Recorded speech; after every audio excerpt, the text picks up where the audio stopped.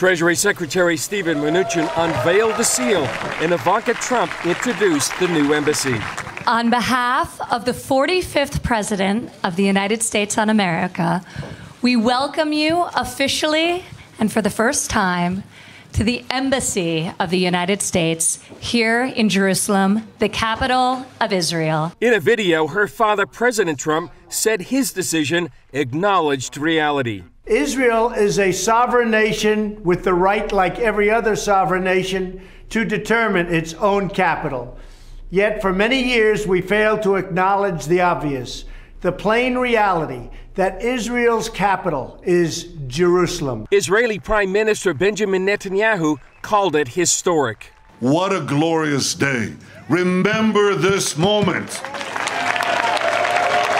President Trump, by recognizing history, you have made history. Ambassador David Friedman hosted the event and told CBN News how he felt about the historic day. We've been planning for this for 25 years, and thank God it came. It was just an incredible moment, one that will probably take me weeks for me to process all my emotions. After nearly 23 years, the Jerusalem Embassy Act has been fulfilled, with the Embassy of the United States of America here in Jerusalem.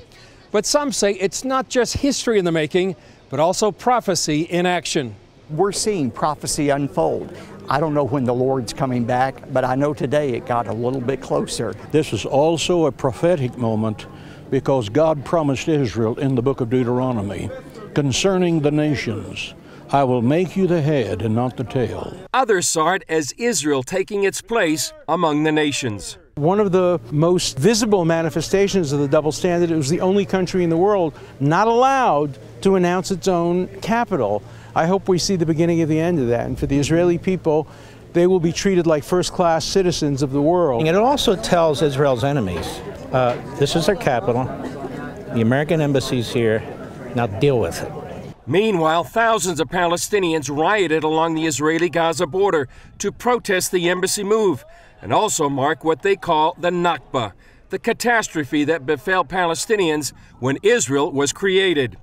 During the riots, Gazan officials said more than 50 died and hundreds more were wounded. The IDF drew up thousands of leaflets warning protesters to stay away from the border and blame the Hamas terror group for the uprising.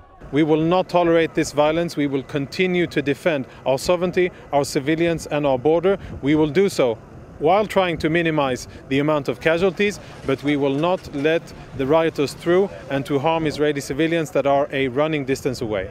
Israel said captured Gazans told them Hamas encourages children to cross the fence.